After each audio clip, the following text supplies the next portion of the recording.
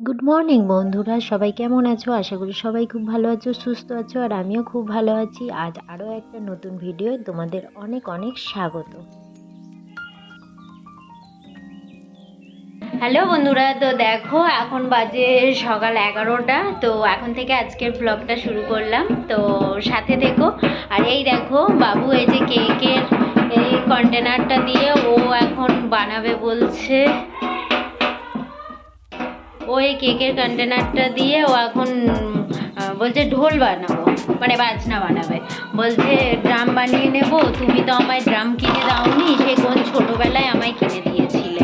আমি বলছি তোর মনে আছে? বলছে হ্যাঁ। উফ বাবা, এই আওয়াজ করছো কেন? এই যে, তো টিউশন থেকে এই এলো। চলো এবার টিফিনটা করি। আর আজকে যেহেতু সকালে আমি কিছু বানাইনি, তো ওই জন্য কচুরি কিনে নিয়ে চলে এসেছি। তো চলো টিফিনটা করে নিই, তারপরে এবার সব কাজ পড়ে আছে, তারপরে এবার বাকি কাজ। এই দেখো বলছে আমি খাদ্য শুরু করে দিই, আমার জোর খিদে পেয়ে গেছে। তো চলো টিফিন করে নিই। ওই দেখি বাবাই, ভালো? তোমার জোর খিদে পেয়ে গেছে? আচ্ছা, খেয়ে নাও। আর এই দেখো তারপরে স্নান করে, মানে সব কাজ সেরে স্নান করে চলে এসেছি আগে গপুকে সেবা দিতে। তো আজকে গপুকে ফলের মধ্যে দিয়েছি কলা আর আপেল। আমি গপু আমার বাড়িতে আছে, আমি ফলই দিই সেবা। কারণ সত্যি কথা বলতে এখনও আমি নিরামিষ খাওয়া অভ্যাস করতে পারিনি। তো গপু যেদিন চাইবে নিশ্চয়ই আমি নিরামিষ খেতে পারবো। তো চলো গপুকে সেবা দিয়ে দিয়েছি, এবার যাই রান্না করতে। শুধু ভাতটাই হয়েছে, আর নিরামিষ দিন মানে বাবু একটু পাঁপড় ভাজা খেতে খুব পছন্দ করে। ওর জন্য এই যে পাঁপড় ভাজা করছি, যদিও আমিও খাবো। তো সেই হয় না একজনের না, মানে যে ভালোবাসে তার নাম দিয়ে সবাই খায়, সেই রকম। আর এই যে তারপরে পোস্ত করবো। আর কি বলতো, মানে একা খাওয়া নিয়ে অত ঝামেলাও নেই। আর পোস্ত আমি একটু হলুদ দিই, কারণ হলুদ না দিলে আমার ঠিক দেখতে ভালো লাগে না। এবার বাবুও অতটা পছন্দ করে না হলুদ না দিলে। তো এই যে পোস্তটা এবার নামাবো। এই দেখো আমার হয়েও গেছে।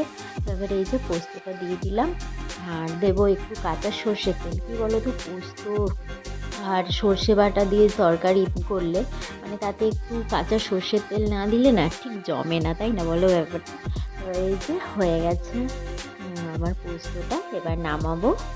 চলো এবার নামিয়ে নিই, আর তারপরে খেতে বসে যাব। খেতে উঠে তারপরে এবার মানে বাসন একবারেই ধোবো। এই যে পাঁপড় ভাজা, পোস্ত, ভাত খেতে শুরু করে দিয়েছি। এই যে সন্ধেবেলা এবার টিফিন আজকে বানাবো। বানাবো বলতে বাবু মানে কয়েকদিন ধরেই বলছিল, মানে শুনেছি সুজির উপমা।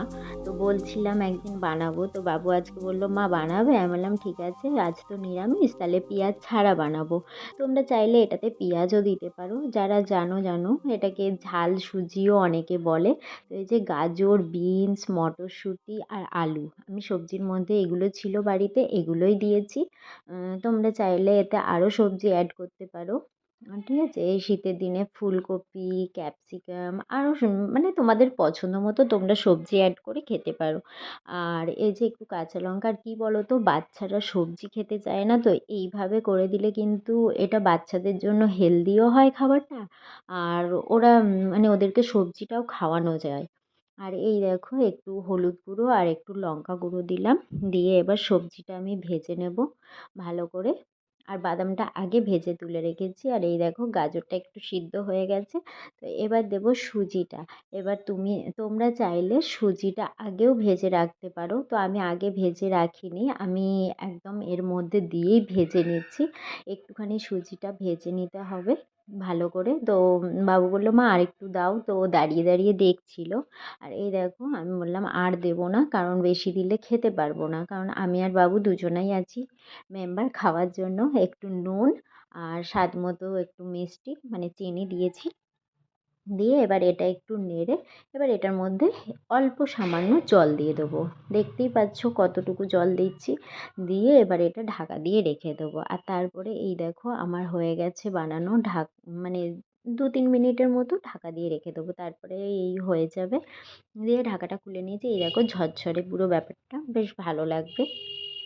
এই যে উপমা বানিয়েছি, বাবু বলল খাবে, তো দেখি। খেয়ে বলো তো কেমন হয়েছে।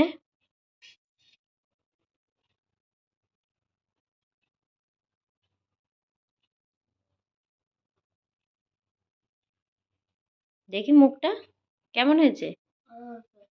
ভালো হয়েছে, ভালো লাগছে খেতে। এই ফার্স্ট টাইম বানালাম, তো বাবুর ভালো লেগেছে। ভিডিওটা ভালো লাগলে লাইক তো কমেন্ট চলো করো আমি বন্ধুরা। একটু টাটা, খেয়ে আবার নিই। নেক্সট ভিডিও দেখা হবে।